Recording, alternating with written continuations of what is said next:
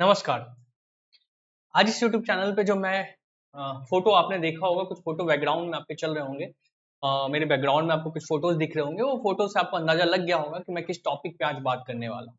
क्योंकि इस टॉपिक पे बात करना बहुत ही ज्यादा जरूरी है, ना कि सिर्फ स्टूडेंट्स के लिए, इवन उनके पेरेंट्स के लिए और सबके लिए। एक देश का एक जिम्मेदार नागरिक होने के नाते आपकी ये जिम्मेदारी बनती है कि ये वीडियो को देखें और समझें।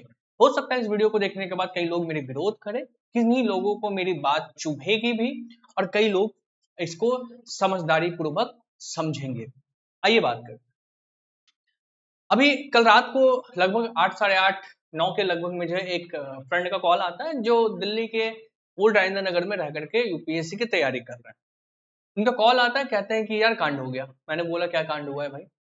तो फिर से ओल्ड राजेंद्र नगर में फिर से कांड हुआ है कि रॉ आईएएस एकेडमी जो है उनके बेसमेंट में उनके बेसमेंट में 3-4 स्टूडेंट फंसे पड़े हैं और उसमें अचानक पानी भर गया। पानी भरने का मतलब पूरा बेसमेंट फुल हो गया। सोचो, और उसमें 2 बच्चों की मौत हो जाती है और भी लोग ट्रैप्ड हैं उसमें। ऑफिशियल मीडिया रिपोर्ट के अकॉर्डिंग 2 बच्चों की मौत हो जाती है। सोचो कितना दर्दनाक वो मौत रहा होगा कि हम किसी बेसमेंट में बैठे हैं और पूरा पानी मेरे ऊपर भर जा रहा है और मैं अंदर बैठा हूँ। सोचो कितना दर्दनाक मौत हुआ होगा उन सपनों का, उस सपना देखने वाले उस व्यक्ति का, उस सपना देखने वाले उस बच्चे का, उस सपना देखने वाले उस बच्चे के माता पिता का, जिन्होंने किसी उम्मीद के साथ दिल्ली के उस ओल्ड राजेंद्र नगर में भेजा था, जिससे आईएएस बनाने की फैक्ट्री भी कहा जाता है। आईएएस बनाने की फैक्ट्री, हाँ। पहले मुखर्जी नगर, बेसिकली दिल्ली में 2 जगह है जहां पे आईएएस के लिए अमूमन बच्चे प्रिपरेशन करते हैं। पहला है मुखर्जी नगर, जिसका मेट्रो स्टेशन है जीटीबी नगर। वहीं मुखर्जी नगर में बच्चे रह करके वहां पे एक जो कोचिंग सेंटर का हब है, वहीं पे आसपास में 3-4-5 किलोमीटर, इवन 10-10 किलोमीटर के रेंज में बच्चे रहते हैं और वो पूरा पैक्ड है।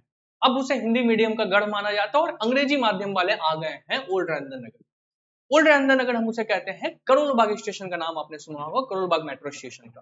करोल बाग मेट्रो स्टेशन से जैसे उतरते हैं और एक तरफ गफ्फार मार्केट है और दूसरी तरफ जो है वो है मंडी आईएएस बनाने की, आईएएस की फैक्ट्री जिसे कहते हैं, और आईएएस बनाने के बिजनेस का हब है, कोचिंग सेंटर का बिजनेस का हब है वहां।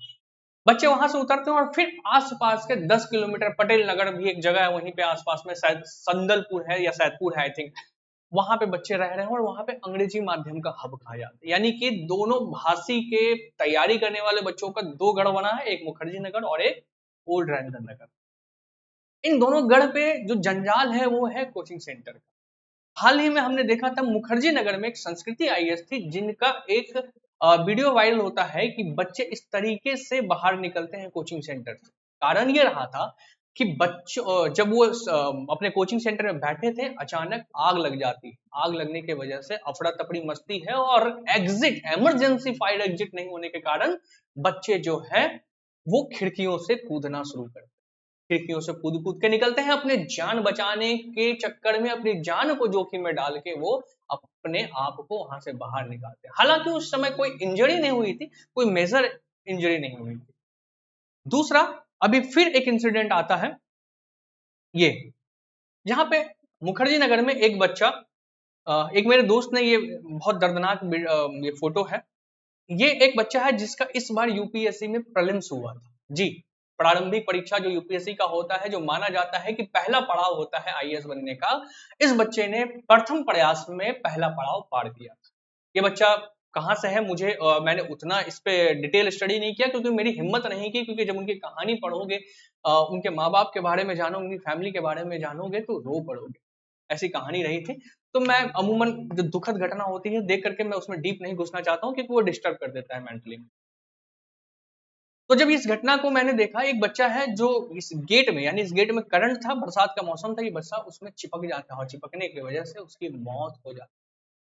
यहाँ पे फिर मरते हैं उस सपने, उस बच्चे की जिसने प्रीलिम्स क्वालिफाई किया था, उनके माँ बाप का जिन्होंने भेजा था। और ऐसे एक नहीं कई ऐसे माँ बाप हैं जो अपने बच्चे को दिल्ली के इस मंडी में भेजते हैं ताकि वो अपने के साथ साथ सबका सपना पूरा कर सके, गांव घर का नाम रोशन कर सके, अपने शहर अपने राज्य का नाम रोशन कर सके कि हमारा ललना जो है वो डीएम बन के लौटा है, आईएएस बन के लौटा है, आईपीएस बन के लौटा है, कंधे पे सितारे लेके लौटा है।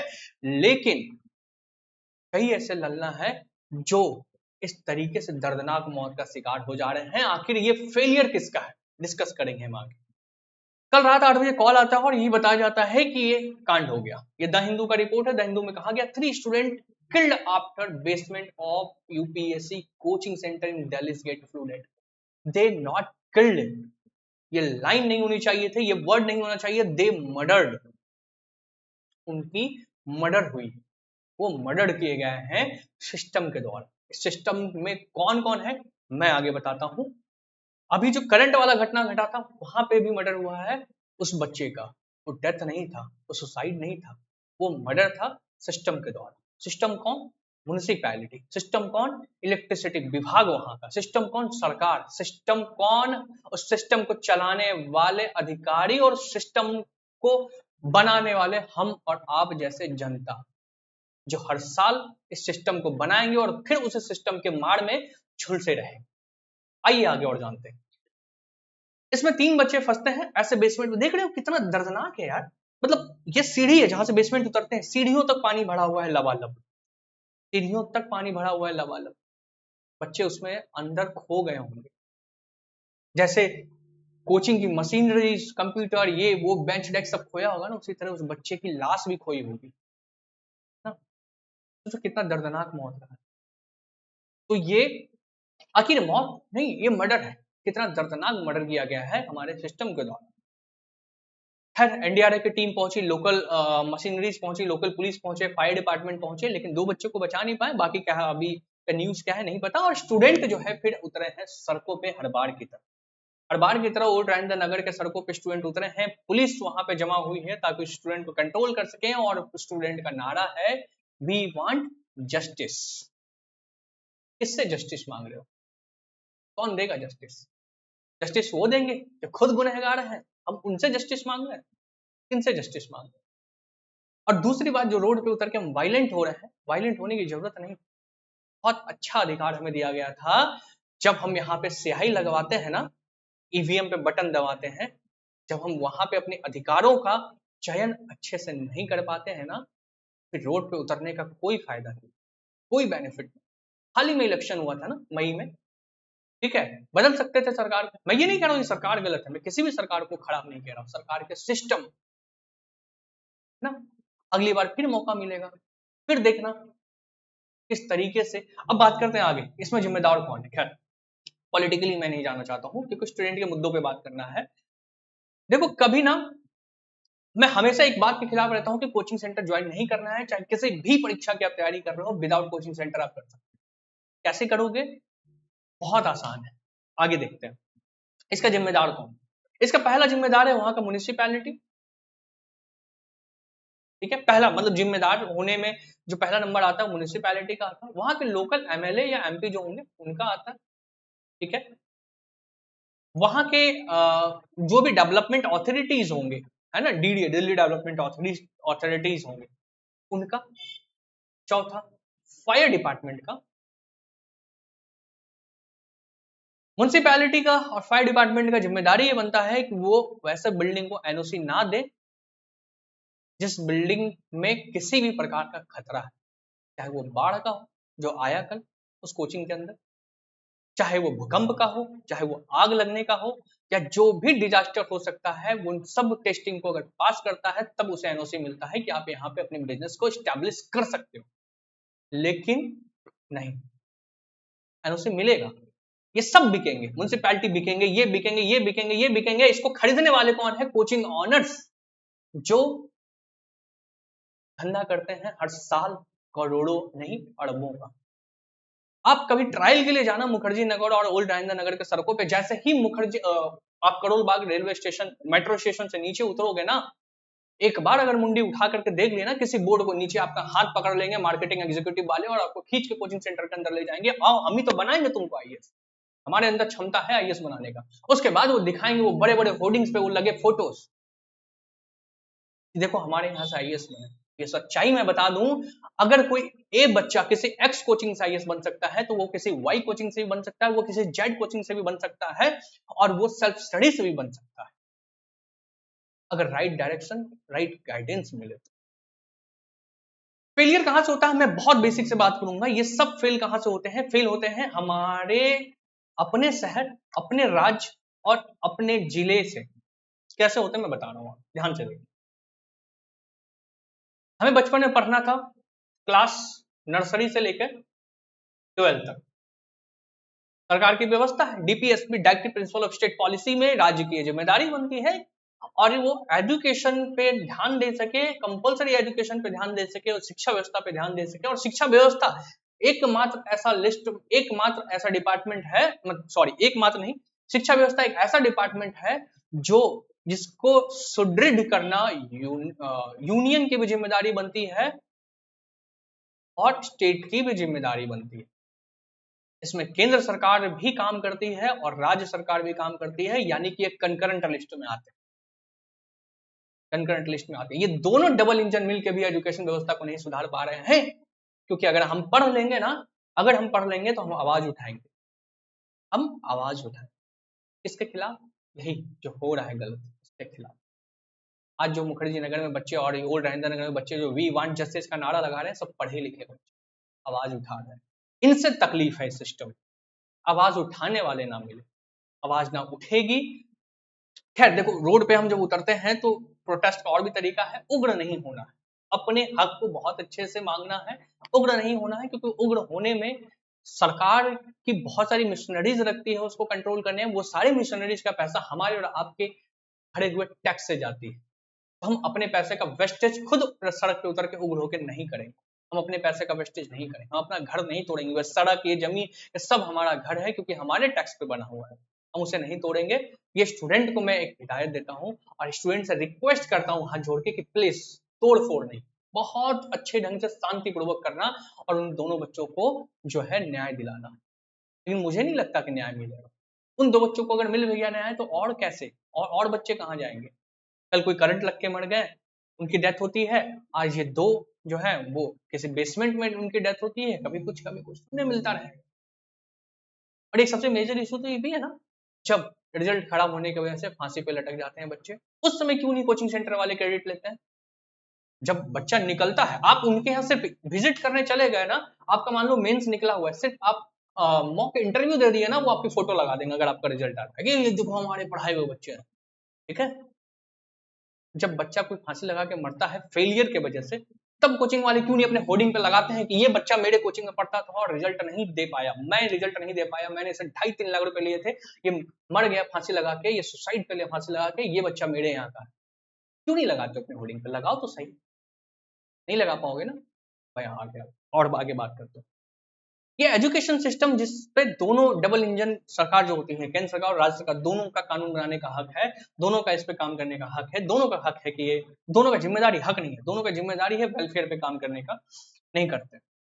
और जो चीजें हमें स्कूल में पढ़नी थी, स्कूलिंग में पढ़नी थी, वो चीजें हम नहीं पढ़ते हैं। और जब हमारी स्कूलिंग और कॉलेज कंप्लीट होता है, हम सपना देखते हैं कलेक्टर बनने का, ताकि देश सुधारेंगे, है ना। कलेक्टर बनने का सपना देखते हैं और फिर आते हैं दिल्ली वही चीजों को पढ़ने के लिए जो हम स्कूल में पढ़ सकते थे, और इसलिए नहीं पढ़े क्योंकि वहीं पे सिस्टम फेल हुआ था। हमारे माँ बाप सीबीएसई में इसलिए पढ़ाते हैं, भेजते थे ताकि बेटा अंग्रेजी बोलना सीखे, है ना, बेटा अंग्रेजी बोलना सीखे।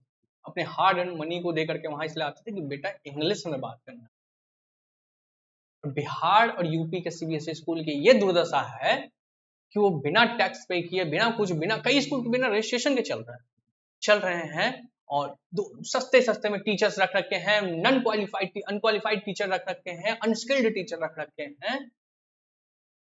कहां से वो प्रोड्यूस कर पाओगे वैसे बच्चों को, है ना, जिनकी स्कूलिंग अच्छी है, जिनकी स्कूलिंग अच्छी नहीं होती, हम वही चीजें पढ़ने के लिए जाते हैं। फिर मुखर्जी नगर में वो हमें पढ़ाते हैं सिलेबस के अकॉर्डिंग, इसी चीजों को जो स्कूल में हमने पढ़ा था ना, इसी को सिलेबस के अकॉर्डिंग सजा ना, एक सेटअप तैयार करके जो है हमें पढ़ाया जाता है। ऐसे कोचिंग सेंटर गलत नहीं होते, वो भी ठीक कर रहे हैं, ठीक कर रहे हैं, लेकिन जब उनके ऊपर पैसा कमाने का धंधा चलता, नशा चढ़ता है, तब वो भूल जाते हैं कि ये जो बच्चे आए हैं ये सपने लेके आए हैं, ये जो बच्चे आए इनमें से कई ने अपने माँ के जेवर गिरवी रख के यहाँ तक आए हैं, ये बच्चे हैं जिन्होंने कई ने अपनी जमीन, अपने खेत, अपना घर बेच के यहाँ तक आए हैं, कई ऐसे बच्चे। अपना एथिक्स भूल जाते हैं। कई ऐसे बच्चे हैं जिन्होंने शायद सुबह और दोपहर नहीं खाया होगा, एक टाइम के खाना खाते हैं पर कोचिंग नहीं छोड़ते हैं, टेस्ट लगाना नहीं छोड़ते हैं, लाइब्रेरी में अपने आप को खपा रहे हैं। शर्म करो वो कोचिंग इंस्टीट्यूट्स वाले जो एथिक्स भूल के काम कर रहे हैं। जो एथिक्स पे काम कर रहे हैं बहुत अच्छा कर रहे हैं, आप करो, है ना। अब एथिक्स कहाँ, वहीं जब आप सिस्टम को खरीदते हो। अब देखो किसी भी मुखर्जी नगर या दिल्ली आप जाओगे ना, किसी भी कोचिंग सेंटर का एक एवरेज फीस कितना है? एवरेज फीस अगर आप जाओगे ना एक साल का, तो मिनिमम 1.8 लाख, जिसमें आपको जीएस देंगे, लिखेंगे अपने आप को पीटी, पीटी भी दे रहे हैं, प्री देंगे, मेंस देंगे, साथ में सीसेट का अलग पैसा लेंगे 20 से 25 हजार रुपया, फिर आपको ऑप्शनल का चटनी चटाएंगे, ऑप्शनल का फिर 50 हजार रुपया अलग से लेंगे, और मोटा मोटी 2.5 से 3 लाख रुपया लेते हैं एक पूरा कोर्स कंप्लीट करवाने। सही, मैं गलत नहीं बोल रहा, 2.5 से 3 लाख किसी भी कोचिंग सेंटर के वेबसाइट पे जाके, 2.5 से 3 लाख। खैर उनकी मजबूरी है क्योंकि उन्होंने हाईली पेड टीचर्स को रखे हैं, उनका सेटअप इतना तैयार है, और ये मोटा पैसा लेने का कारण भी ये है, जो अभी बच्चे का मौत हुआ है ना उस बेसमेंट में बिना एनओसी वाली बिल्डिंग पे, शायद एनओसी नहीं होगा तभी तो ये है ना, नहीं तो फिर वहां के सिस्टम फेलियर है, तो ऐसा बिल्डिंग को एनओसी दे कैसे दिया, जिस बिल्डिंग में पानी भरने का खतरा था, है ना। अब देखो क्या होता है, जैसे अब मुखर्जी नगर जीटीवी नगर मेट्रो से उतरो, तो वहां से ना आप जाते हो मुखर्जी नगर, 10 रुपया 20 रुपया, अब शायद मेरे टाइम पे 10 रुपया था, अभी शायद 20 रुपया लेते होंगे ऑटो वाला।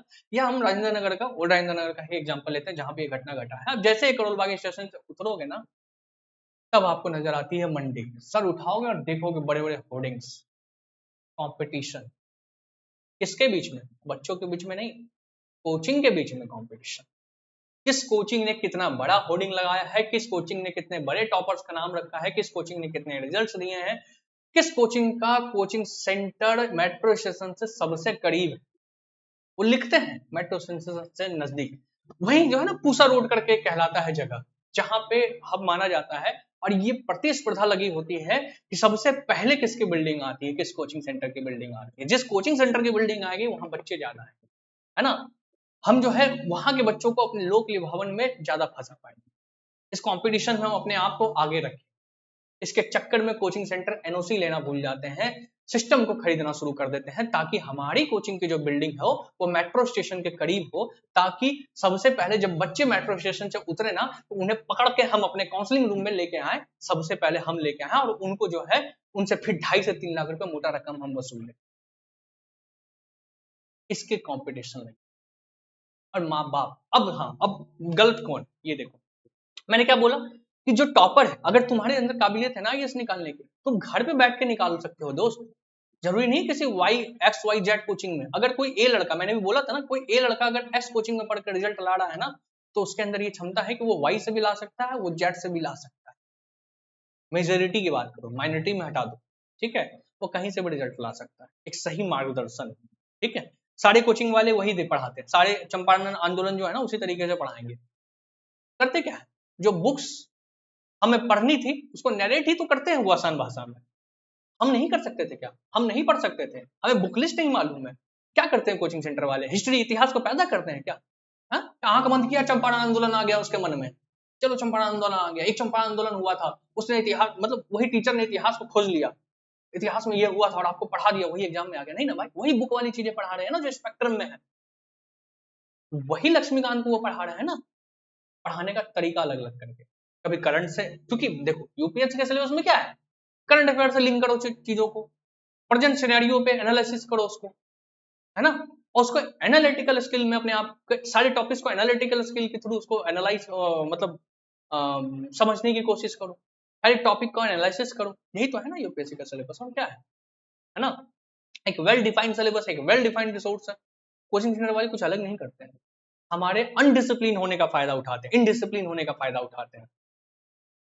हमको डिसिप्लिन होकर के जो सेल्फ स्टडी करके भी हम रिजल्ट निकाल, और आजकल के बच्चे निकाल रहे हैं क्योंकि टेक्नोलॉजी है भाई, शर्म आनी चाहिए, एआई हमारे पास, चैट जीपीटी है हमारे पास, अब इतने अच्छे अच्छे एआई टूल्स है हमारे पास यूट्यूब है, हमारे पास 5G अनलिमिटेड इंटरनेट है, और फिर भी हमें कोचिंग सेंटर ज्वाइन करना पड़ रहा है वही चीजों को पढ़ने के लिए जो किताब में है, उसको बस आसान भाषा में टीचर बता दे रहा है, हाँ? बस यही करने के लिए। हाँ, एक चीज इंपॉर्टेंट है, टेस्ट देना, टेस्ट देने के लिए कोचिंग सेंटर ज्वाइन कर सकते हो तुम, टेस्ट दो किसी कोचिंग सेंटर का, अच्छा है। कुछ ऐसे कोचिंग सेंटर है जिसमें से मैं भी कुछ में से एसोसिएट हूँ, कुछ लोगों में, उनका कंटेंट बहुत तगड़ा है, बहुत अच्छा कंटेंट पे काम करते हैं, है ना। तो बहुत अच्छा कंटेंट पे काम करते हैं, मतलब जो जरूरी चीज है उस पे काम करते हैं। टेस्ट सीरीज जरूरी है बच्चों के लिए करंट अफेयर जरूरी है, करंट अफेयर का सिलेक्शन, करंट अफेयर का एनालिसिस जरूरी है, उन सब चीजों पे काम करती है बहुत सारी कोचिंग सेंटर। मैं उसको अप्रिशिएट करता हूँ, लेकिन मैं उस बिजनेस टाइकून्स को अप्रिशिएट नहीं करना चाह रहा हूँ, मैं विरोध उनका करना चाह रहा हूँ। जो देखो, आप क्या सोचते हो, हम जा रहे हैं दिल्ली, पढ़ेंगे, कोई अच्छा मास्टर पढ़ेंगे, लेकिन तुम मास्टर नहीं, तुम कोई अच्छा बिजनेसमैन पकड़ते हो दोस्त। वो कोचिंग सेंटर वाले मास्टर नहीं है, मास्टर अलग से वो रिसोर्स आउटसोर्स करते हैं। वो कोचिंग सेंटर वाले आईआईटी पास आउट हैं, एंटरप्रेन्योर्स कहते हैं अपने आप को, करोड़ों का बिजनेस कर रहे हैं, करोड़ों मतलब सॉरी अरबों का बिजनेस कर रहे हैं, करोड़ों तो बहुत छोटा अमाउंट बोल दिया मैंने, अरबों का बिजनेस कर रहे हैं वो हर साल तुम्हारे पैसे से, तुम्हारे फेलियर से, तुम्हारे इनडिसिप्लिन के आदत से, तुम्हारे बैड हैबिट से, कि तुम्हारे अंदर सेल्फ स्टडी करने की ताकत नहीं है, तुम 6 घंटे खुद से बैठ के किताबों में घुस नहीं सकते हो, इसका फायदा वो उठा रहा है ना। वैकेंसीज तो 1000 ही है ना दोस्त, इसको तो स्ट्रेस नहीं कर सकते, और 1000 जो बच्चे सेलेक्ट हो रहे हैं ना, वो कहीं से भी सेलेक्ट हो जाए, वो बस डिसिप्लिन हो जाए, वो कहीं से भी सेलेक्ट हो जाए। तुम घर से भी बैठ के पढ़ सकते हो, यूट्यूब है तुम्हारे पास, एआई है तुम्हारे पास, सब कुछ है, बस एक राइट गाइडेंस चाहिए, एक गाइडेंस चाहिए। दूसरा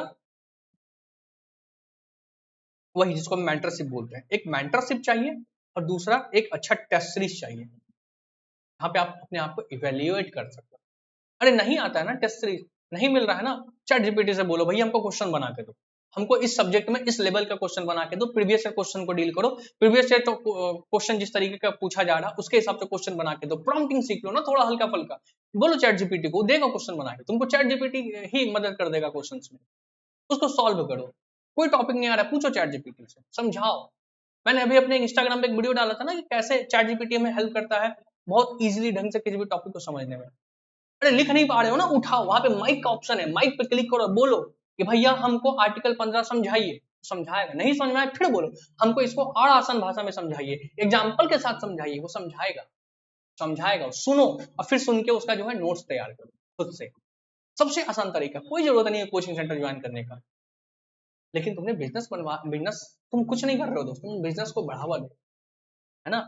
ये कोचिंग सेंटर कभी जाके देखो, बहुत सारे ऑनलाइन कोचिंग सेंटर है ना नामी, 10,000 में कोर्स लेके आ रहे हैं, 5,000 में कोर्स लेके आ रहे हैं, कभी जाओ उनके कॉर्पोरेट ऑफिस में, जाओ भाई, फैकल्टी और सारे सिस्टम से ज्यादा ना सेल्स पर्सन बिठा रखे हैं उन्होंने, क्यों, ताकि वो कोर्स को बेच सके, तुमको बेच सके, तुमको चिपनी चुपड़ी बातें तुम्हारे सपनों को बेच सके। तुमने जो आईएएस बनने का सपना देखा ना, उसको ड्रीम सेलिंग कहते हैं, बहुत बड़ा मार्केट है, बहुत खिलवाड़ चल रहा है इसमें, गलत कोई नहीं है, गलत सिस्टम भी नहीं है, सब बिकते हैं, वो खरीदेंगे क्योंकि तुम पैसे दे रहे हो खरीदने को, वो अपने जेब से नहीं खरीदते। कोई कोचिंग सेंटर वाले जो बिना एनओसी का बिल्डिंग बना रखे हैं, वो उनको पैसे के अपने घर से छाप के लाए थे, आरबीआई से मांग के लाए थे, नहीं ना, क्या किए थे, तुम्हारे पैसे से ही वो खरीदे हैं सिस्टम को, तुम्हारे पैसे से, तुम्हारे पापा के वो खेत बेचे हुए जो पैसे तुमने जाके दिए थे ना उसे कि तुम्हें आईएएस बना देगा, उस पैसे से उसने उस सिस्टम को खरीदा, वो गलत नहीं है। गलत आप, अगर आप माँ बाप हो और देख रहे हो इस वीडियो को, आप गलत हो कि आप अपने बच्चों को झोंक रहे हो वैसे चीजों में जो आपका बच्चा घर पे कर सकता है, जो आपका बच्चा कहीं भी कर सकता है, और उस बच्चे को भी शर्म आनी चाहिए। तो तुम क्यों घर से बाहर निकलने के चक्कर में अपने माँ के हाथ का रोटी खाओ, वहीं पे डिसिप्लिन होकर पढ़ो ना। नहीं, घर पे पढ़ाई नहीं होती, पता है क्यों नहीं होती है, क्योंकि तुम्हें अड्डाबाजी तो करना है, बचपन के दोस्त उनके साथ घूमना भी तो है ना, गर्लफ्रेंड भी तो बनानी है, लड़कियों के साथ भी तो घूमना है, घर पे होगा नहीं, क्योंकि होम टाउन में अगर हम किसी पार्क में घूमते नजर आ गए तो हमारे पापा जी को फोन कर देंगे, पापा जी सुन देंगे। लेकिन मुखर्जी नगर में तो कोई अपने पापा जी को फोन नहीं करेंगे, राजेंद्र नगर में नहीं करेंगे, चलो करते हैं। कम से कम कुछ बच्चे तो, अरे कुछ बच्चे तो इतने बेशरम है, वो इसलिए मुखर्जी नगर में 7-7 साल 5-5 साल से पढ़े हैं ताकि उनको कमाने ना बोल दे घर में कोई। खैर, जो मेहनत कर रहे हो ना दोस्त, अगर आईएएस बनना है ना, मेरी बात मानो दोस्त, सेल्फ स्टडी से, एक अच्छा मेंटरशिप से तुम बन सकते हो, एक अच्छा मेंटर खोजो, एक चाणक्य खोजो, तुम खुद चंद्रगुप्त बनने के काबिल हो, बस एक चाणक्य मिलने की देरी है। उसके लिए जरूरी नहीं कि किसी कोचिंग सेंटर को ज्वाइन करो, है ना। मानता हूँ बहुत सारे सब्जेक्ट हैं, एक प्रॉपर रोड मैप मिले तुम्हें, तुम कर सकते हो घर पे, यूपीएससी या बीपीएससी क्वालिफाई करना नामुमकिन नहीं है, और बहुत सारे बच्चे कर रहे हैं यार, यूट्यूब पे देखो हर साल रिजल्ट आता है, बहुत सारे बच्चे ऐसे आते हैं जो कहते हैं हम घर पे रह के तैयारी किए थे। अभी तो शायद टॉप 3 में जो एक रैंकर थी, नाम नहीं याद है मुझे, जो लास्ट टाइम जो एक बक्सरिया कहाँ की लड़की थी जिन्होंने टॉप किया था, और उन्होंने बोला था ना कि हम घर पे रह के सेल्फ स्टडी करके तैयारी करके रिजल्ट लाए। हाँ पॉसिबल है, क्योंकि है ना यार, ये तो टेक्नोलॉजी है, कहीं नहीं यूज कर रहे हैं, है ना। समझो इस चीज को, ये जो जितना भी हुआ है ना, उस पर कोई गुनहगार नहीं है। तुम गुनहगार हो, आप अगर पेरेंट्स देख रहे हैं इस वीडियो को, आप गुनहगार हैं। आप अपने बच्चों को वहां जाके ढकेलते हैं, अपने हार्ड एंड मनी को देते हैं, ताकि वो आपके बनाए, आपके दिए हुए पैसे से जो है फॉर्च्यूनर और रेंज रोवर में घूम सके उसके ऑनर जिसका ड्रीम था बिजनेस करना, आईआईटी और बड़े बड़े कॉलेज से निकल के जिसका ड्रीम था कि हम पैसा छापे, उनको सबसे पहला मार्केट दिखता है एजुकेशन, क्योंकि एजुकेशन ही एक ऐसा मार्केट है जहां इमोशनल करके पैसे हम निकलवा सकते हैं। भारत में दो मार्केट ऐसे हैं, एजुकेशन और मेडिकल। यहाँ पे इंसान इस एजुकेशन और मेडिकल फैसिलिटीज के लिए ना इंसान अपने घर तक बेच देता है, अपने किडनी अपने खून तक बेच दे, इतना इमोशन जुड़ा होते हैं इनमें। यही थी सच्चाई। बुरा लगा हो सॉरी, है ना। अच्छा लगा हो अप्रिशिएट करो। मुझे यूट्यूबर बनने का शौक नहीं है, ना मुझे यूट्यूबर बनना है। मुझे बस 10 लोगों को भी अगर ये बात समझ में आ जाए ना दोस्त, 10 लोग भी अगर घर पे बैठ के एक सही मेंटरशिप में अगर तैयारी करके निकाल लेना एग्जाम को, मैं वहीं सफल हूँ। मुझे यूट्यूबर नहीं बनना, मुझे नहीं फैन फॉलोइंग कभी नहीं चाहिए, है ना। चलो, बहुत लोगों को बात चुभेगी भी, लेकिन सच बोला हूँ यार, जो था दिल से मैंने बोला, कोई स्क्रिप्टेड नहीं था। मिलते हैं फिर एक नए वीडियो में। नए वीडियो में इस तरीके की वीडियो ना ही आए तो बहुत अच्छा है। ठीक है, थैंक यू, धन्यवाद। ओके।